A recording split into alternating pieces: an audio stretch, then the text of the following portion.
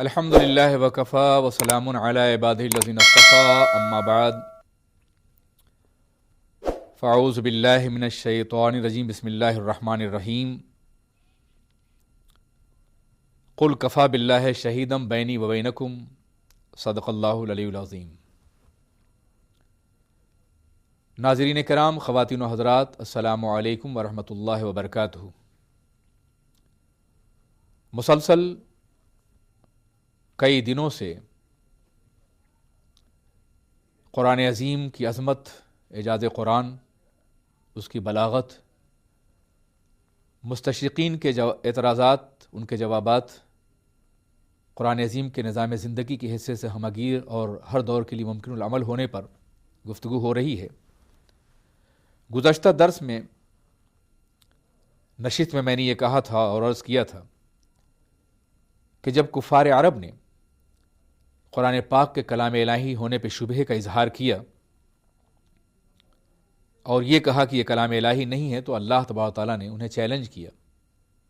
قرآن نے خود چیلنج فرمایا کہ اس کے جیسا قرآن بنا لاؤ، لیکن جب دوسری طرف سے مکمل سناٹا تھا تو یہ فرمایا گیا ٹھیک ہے، اگر تم سمجھتے ہو کہ یہ افطرا ہے، پیغمبر نے اپنی طرف سے اسے گڑھ لیا ہے، تو اس کے جیسی 10 صورت ہی بنا لو۔ لیکن جب 10 صورت بھی ممکن نہیں ہو سکی تو اللہ تبارک و تعالیٰ نے ایک اور آسانی پیدا فرما دی اور یہ فرمایا کہ ٹھیک ہے 10 صورت نہیں تو اس کے جیسی ایک ہی صورت بنا لو۔ اللہ فرماتا ہے ام یقولون افتراہ قل فاتوا بسورۃ،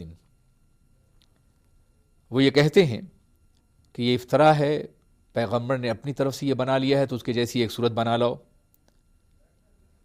سورہ بقرہ میں فرمایا گیا وَإِن كُنتُمْ فِي رَيْبٍ مِّمَّا نَزَّلْنَا عَلَىٰ عَبْدِنَا فَأْتُوا بِسُورَةٍ مِّن مِّثْلِهِ، اگر تم اس کلام کے بارے میں کسی ریب کا شکار ہو، کسی شک کا شکار ہو جو ہم نے اپنے بندہ خاص محمد عربی صلی اللہ علیہ وسلم پر نازل فرمایا ہے، تو اس کے جیسی ایک صورت بنا لو۔ لیکن جیسا کہ میں نے گزشتہ نشستوں میں بتایا کہ ان کے لیے آسان تھا کہ وہ پیغمبر کو ایذا دیں، تکلیفیں پہنچائیں، انہیں معاذ اللہ مجنون اور دیوانہ کہیں، جھوٹے الزامات لگائیں، پیغمبر کے نظام کو پھیلنے سے روکنے کے لیے مکے کی شاہراہوں پر لوگوں کو کھڑا کریں، جو قرآن عظیم سننے سے لوگوں کو روکیں، جو پیغمبر کے پاس نہ پہنچ سکیں، پیغمبر کے صحابہ کو ہجرت پہ مجبور کریں، پیغمبر اعظم صلی اللہ علیہ وسلم کے قتل کے منصوبے بنائیں، شمع اسلام کو بجھانے کے لیے ہر ممکن کوشش کریں، اور جب حضور ہجرت فرما جائیں تو اپنی پوری قوت کے ساتھ مدینہ طیبہ پہ حملہ آور ہوں، بدر و احد و حنین و خیبر و خندق میں جمع ہو کر مکے کے جگر گوشوں کو قتل کروائیں، یہ سب ان کے لیے آسان تھا،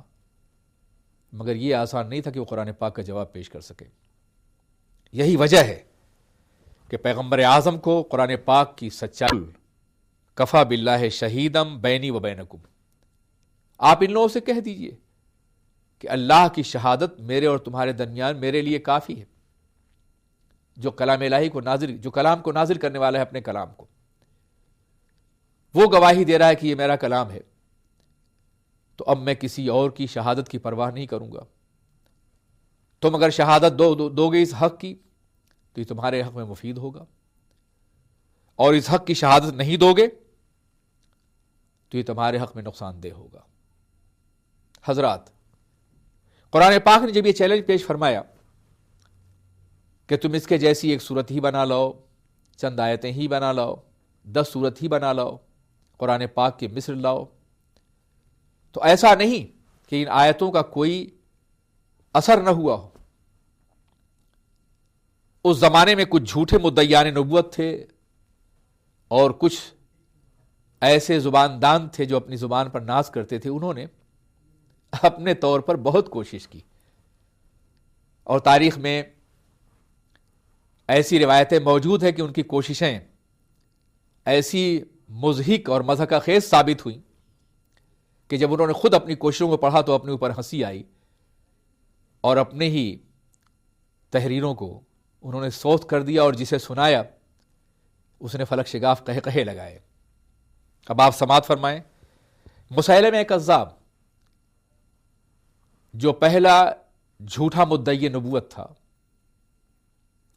جس نے عہد رسالت کے آخری دور ہی میں نبوت کا دعویٰ کر دیا تھا، اور جس کے خلاف سیدنا صدیق اکبر رضی اللہ تعالی عنہ نے جہاد بھی فرمایا، یہ تاریخ ہے۔ مسیلمہ نے بھی قرآن پاک میں سجا کی جو رعایتیں ہیں، قوافی کا جو حسن بیان ہے، اس کے اعتبار سے اس نے کچھ لکھنے کی کوشش کی، لیکن فکر ہر کس بقدر ہمت اوست۔ اس نے لکھا یا ضفدع کم شفتین، اے میڈک تمہارے کتنے ہونٹ ہیں۔ ظاہر ہے کہ اس مضحک اور انتہائی ناپسندیدہ جملے کا قرآن پاک کے ان عظیم روزمرہ کے خلاف ہیں۔ تو کہا کہ ہم تو فیصلہ نہیں کر سکتے، لیکن بہت دنوں سے ایک شخص آبادی چھوڑ کے دامن کوہ میں پناہ گزین ہے۔ وہ شہر میں اس لیے نہیں آتا کہ شہر کی مکس آبادی اور باہر کے آنے جانے والوں کے اثرات اس کی زبان پہ نہ پڑ سکیں۔ اس کی زبان خالص ہے اور وہ عربیت میں اس وقت معیار کی حیثیت رکھتا ہے۔ چلو اس سے پوچھیں۔ سرکار تشریف لے گئے، وہ ایک بوڑھا شخص تھا۔ حضور سید عالم صلی اللہ علیہ وسلم نے ایسا ماحول کریٹ کرنا چاہا جہاں ان الفاظ کو ادا کیا جا سکے، ورنہ وہ تو بڑے ہی کریم آقا تھے۔ آپ نے اس بوڑھے سے کہا کھڑے ہو جاؤ، وہ کھڑا ہو گیا۔ کہا بیٹھ جاؤ، بیٹھ گیا۔ پھر کہا کھڑے ہو جاؤ، پھر کھڑا ہو گیا۔ پھر کہا بیٹھ جاؤ، پھر بیٹھ گیا۔ جب تیسری بار آپ نے کہا کھڑے ہو جاؤ تو اس نے انتہائی غضب کے عالم میں، ماحول تیار ہو چکا تھا ان الفاظ کے استعمال کا، غضب کے عالم میں کہا اتتخذنی ہزوا وانا شیخ کبار ان ھذا لشیء عجاب۔ آپ ہم سے مذاق کرتے ہیں؟ میں بہت بڑا شیخ ہوں، بوڑھا ہوں، اور یہ بڑی عجیب بات ہے۔ جن تین لفظوں کے عدم استعمال کی گواہی لینے اسے گئے تھے، یہ قرآن پاک کا اعجاز ہے کہ اس نے تینوں لفظ ایک ہی محفل میں، ایک ہی نشست میں استعمال کر دیے، اور لوگ خاموشی سے واپس چلے آئے۔ اب یہ سوال پیدا ہوتا ہے کہ آج سے 1400 سال پہلے تو اس کا جواب ممکن نہیں تھا، لیکن کیا آج ممکن ہے؟ تو آج بھی یہ چیلنج اپنے مقام پر قائم ہے۔ لوگوں نے قرآن عظیم کے نظام پر تنقیدیں کی ہیں، مگر قرآن عظیم پر تنقید کرنا ان کے لیے ناممکن ہو گیا ہے، اور وہ بھی تنقیدیں اس لیے کی ہیں کہ انہوں نے اپنے بنائے ہوئے نظام کو مسمار ہوتے ہوئے قرآن پاک کے مقابلے میں دیکھ لیا ہے۔ آج کے دور میں بھی بہت سے غیر عرب، بہت سے غیر مسلمین انتہائی عربیت کے ماہر ہیں، بلکہ بعض وقت تو مصر وغیرہ میں اتھارٹی کی حیثیت رکھنے والے غیر مسلم رہے۔